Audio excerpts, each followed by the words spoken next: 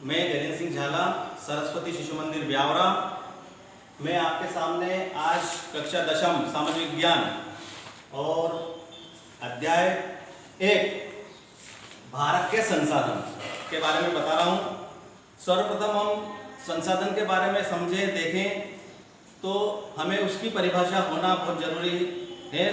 संसाधन क्या है, संसाधन है क्या? तो संसाधन वह होता है जिससे मनुष्य की आवश्यकताओं की पूर्ति होती है या मनुष्य को आवश्यकताओं को संतुष्टि प्रदान करते हैं। सीधे तौर पर हम इसकी परिभाषा अगर देखें तो यह है कि वे भौतिक पदार्थ या वस्तु जो मानव के लिए उपयोगी होते हैं वो संसाधन कहलाते हैं। भारत में अलग अलग प्रकार के संसाधन हैं।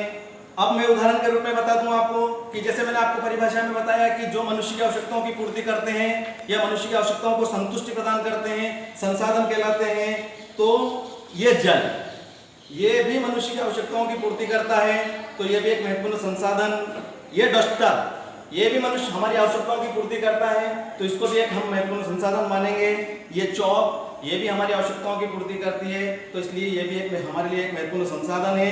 ये मिट्टी जो हमारे लिए बहुत आवश्यक है, हमारे लिए बहुत आवश्यक होने के साथ साथ ये भी एक हमारी आवश्यकताओं की पूर्ति करती है, तो ये भी एक महत्वपूर्ण संसाधन है। और ये पुस्तक, ये भी हमारी आवश्यकताओं की पूर्ति करती है, तो ये भी हमारे लिए एक महत्वपूर्ण संसाधन है जिससे हमें संतुष्टि प्राप्त होती है। संसाधन 3 प्रकार बताए गए हैं संसाधन के।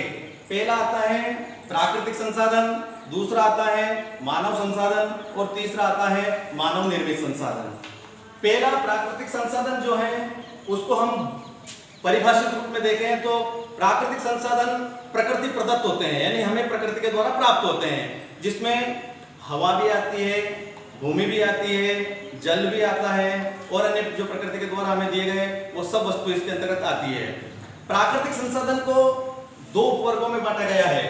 एक है नवीकरणीय संसाधन और दूसरा है अनवीकरणीय संसाधन। नवीनीकरण संसाधन वे संसाधन होते हैं जो एक बार उपयोग करने के बाद दोबारा उसका पुनः उपयोग किया जा सकता है, उसे नवीनीकरण संसाधन कहते हैं। जैसे उदाहरण के रूप में हवा, जल, कृषि, वन, ये नवीनीकरण संसाधन है क्योंकि एक बार हम उपयोग करते हैं उसका दोबारा से उपयोग किया जा सकता है। अनवीनीकरण संसाधन वे संसाधन होते हैं जिनका एक बार उपयोग करने के बाद भविष्य में दोबारा उपयोग ना किया जाए या फिर वो नष्ट हो जाते हैं, नहीं मिल पाते हैं, यानी एक बार उपयोग किया जाता है, दूसरी बार उसका उपयोग नहीं किया जाता है, वो अनवीनीकरण संसाधन कहलाते हैं। जैसे कोयला, डीजल, पेट्रोल, खनिज पदार्थ। ये कोई जरूरी नहीं है कि खनिज पदार्थ मिलते ही रहेंगे क्योंकि वो अनवीनीकरण संसाधन में आते हैं।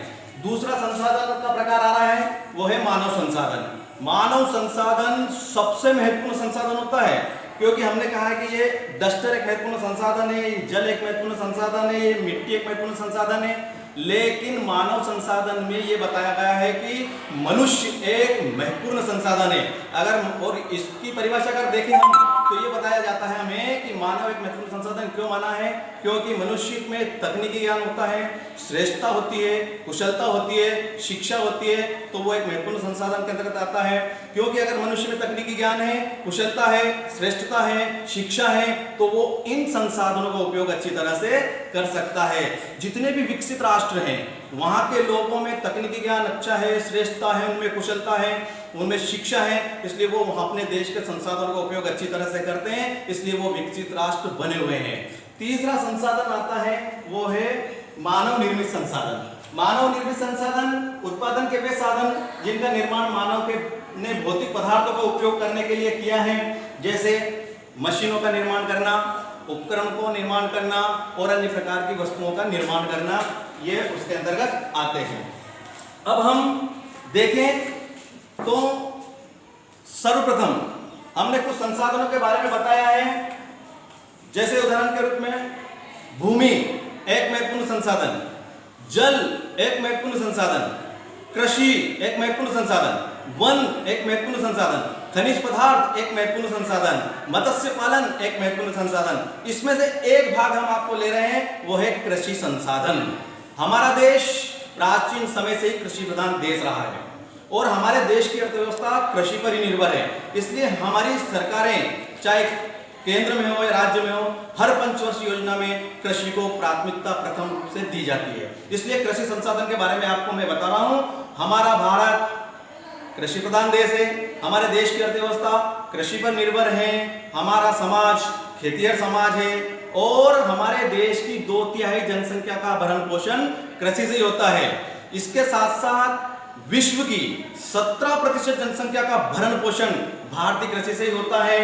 इसलिए कृषि जो है उससे जो कच्चा माल हमें प्राप्त होता है उनसे लाखों उद्योग चलते हैं और उन उद्योगों में लाखों लोगों को रोजगार देने की संभावनाएं छिपी हुई है। इसलिए महात्मा गांधी ने कहा था कि जहां कृषि लाभदायक है वहां जीवन लाभदायक है और जहां कृषि लाभदायक नहीं है वहां जीवन लाभदायक नहीं हो सकता है। इसलिए कृषि संसाधन हमारे लिए एक महत्वपूर्ण संसाधन है।